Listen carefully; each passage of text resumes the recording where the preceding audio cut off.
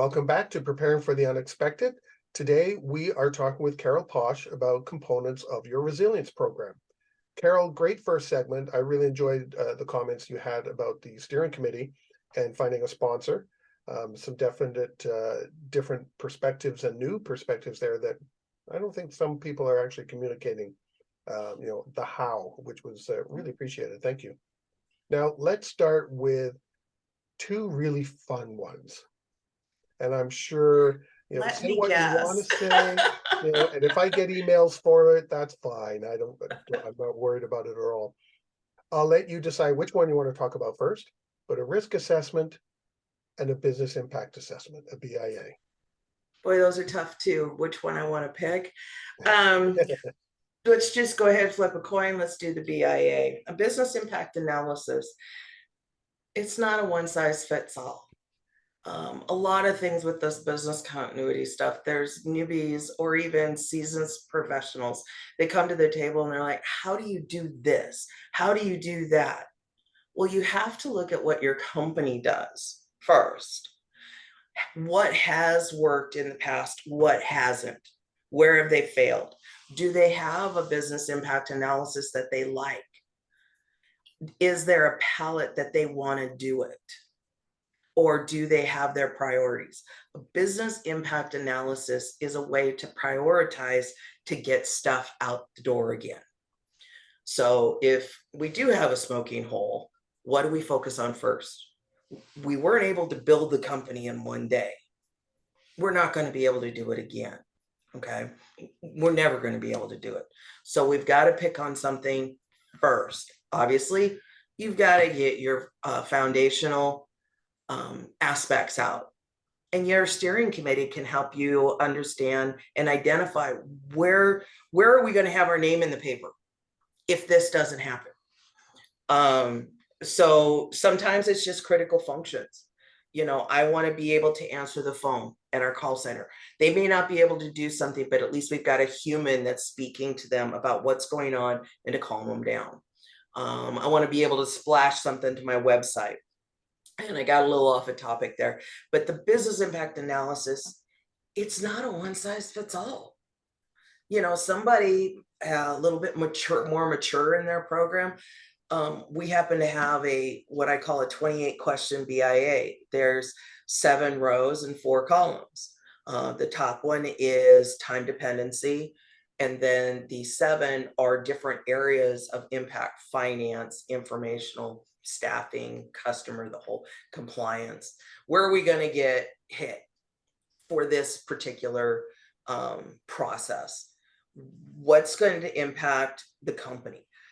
And mail may, for example, there's not a lot of physical mail that gets processed anymore, but that may not be the most important for my company. Oh, but mail is important for my company. How do you make those distinctions? That's what a BIA is. I also, and I'm seeing it happen right now, I know a company doing this. They're trying to ask the same questions they ask a business unit, a finance, as an example, of IT units. And IT units are just kind of going, what? How can we answer these questions? You want us to give a number based on this, and we don't even track that. So just want us to pull a number out of the air? Yeah. No, you've got to treat everybody where they're at. Find out what they do and where they come from. Luckily, with my IT background, I know the geek heads. They are in a mode of getting stuff installed, fixing things that are going nuts. It's all about service. Whether they know it or accept it or not, they don't understand what their processes are to get their job done. They can't separate the two. It just doesn't happen in their world. So to look at this, I think you're going after 2 different things when you talk with your IT people. How have we architected this application to be functional if something goes wrong? Is it a high availability HA?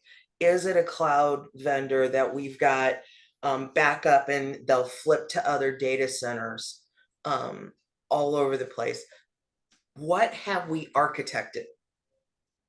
That's your recovery time objective. Start there. Don't get into business continuity for them, because all they hear is rapid response, incident management. They can't separate what they do from how they do it. It doesn't compute to them. So having a business continuity for them, it's more of a response plan. When do we trigger the executive leadership team? And that's all part of the emergency operations center. Look at that in their communication and show them how structuring that as it escalates, so that you can actually do this stuff and somebody else is communicating. That's a better aspect when you go to your IT. Yeah, one of the questions being asked of the IT group I know is, well, what's the financial impact if email is down? And literally everyone in IT is, how would we know? We don't even track that. We track availability.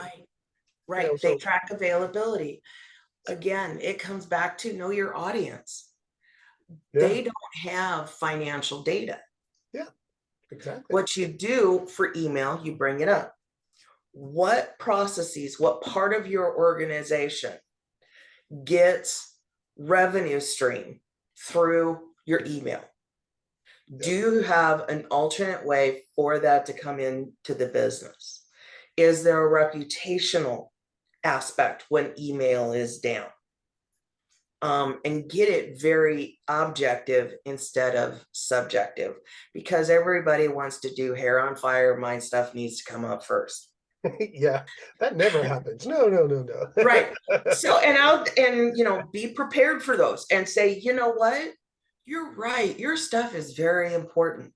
Let me tell the CIO he can't have his stuff until we get your stuff done.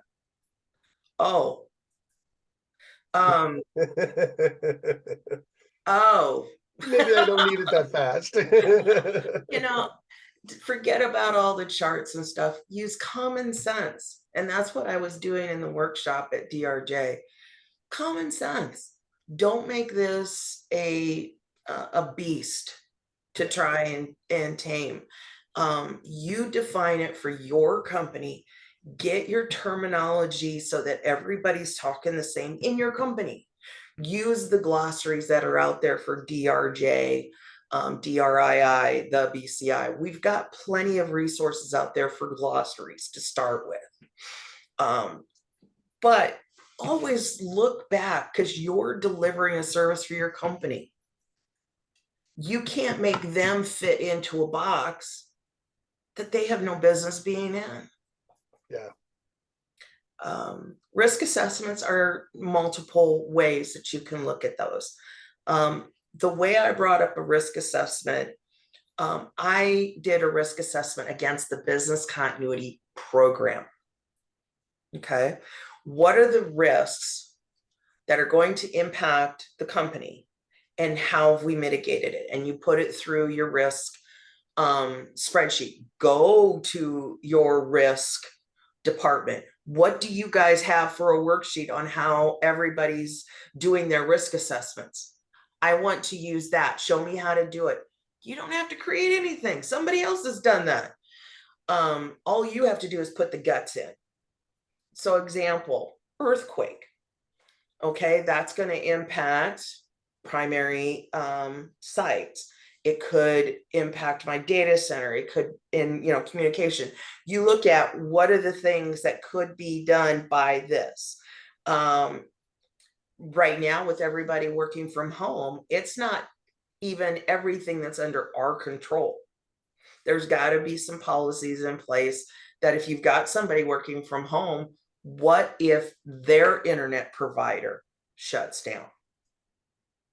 What are the expectations for them to come into the office, to keep trying? Are there alternate ways that we can provide them some access? what are the risks on that? I think that's something that the companies need to look at as well as people are going remote and staying hybrid. But it's what kind of man-made cybersecurity you go through and you say, okay, and it's hard.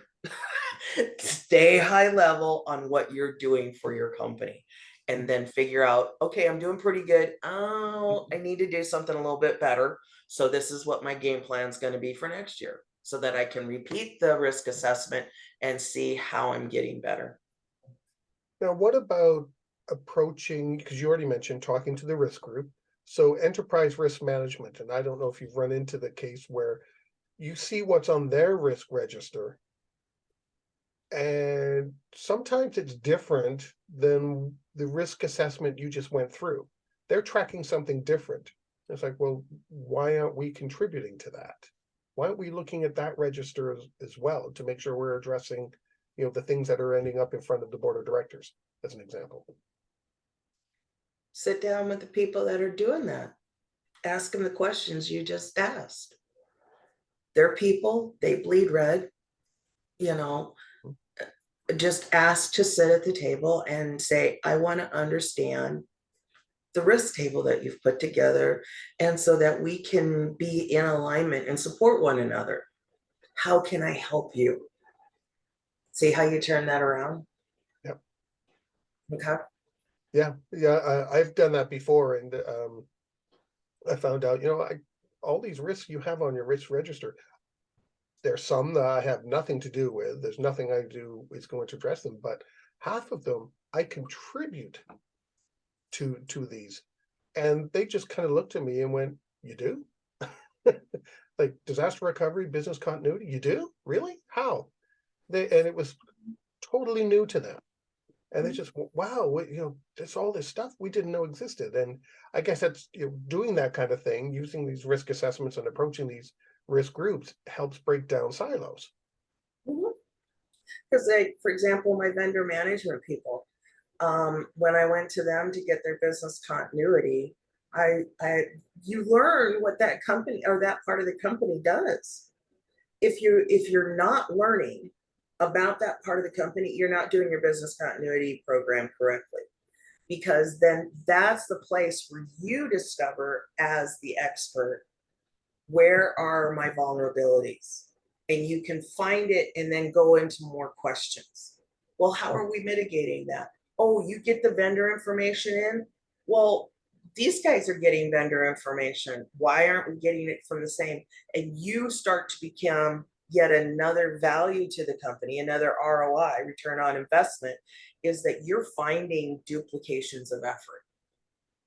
Data is cheap nowadays, really.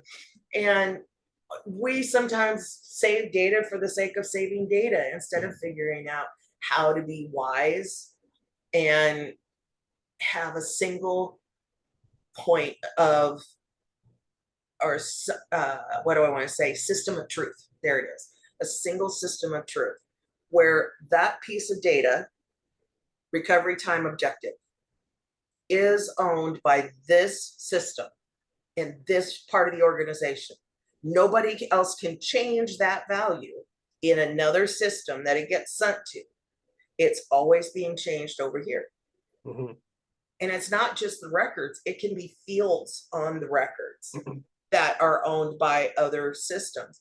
And we need to work together in order to make these computers do the best for us instead of wasting time. Yeah, I've asked that question over the years as well. Well, people can talk and talk. Yeah, we do this, we do that. And it's like, so which one is the source of truth? If I need the right answer, who do I go to? Or what do I access? If you're all doing the same thing, which one is the right answer? And sometimes you'll get, well, we all have the right answer. I said, well, you can't, because you're going to have conflicts. So which one is the right one? Just simple names of an application. I started there, and the business units called it one thing, enterprise architecture called it another, IT called it another, and the service desk called it yet another one. And I'm like, how are all of you guys talking? You're all saying something, well, you're all referencing the same thing, but you're saying something different. So doesn't this get confusing? Do we have 4 apps or 1? You know? Yep. Well, believe it or not, we've already come to the end of our second segment. Time's Okay. just flying. Today, we are talking with Carol Paasch about components of your resilience program, and we will be right back.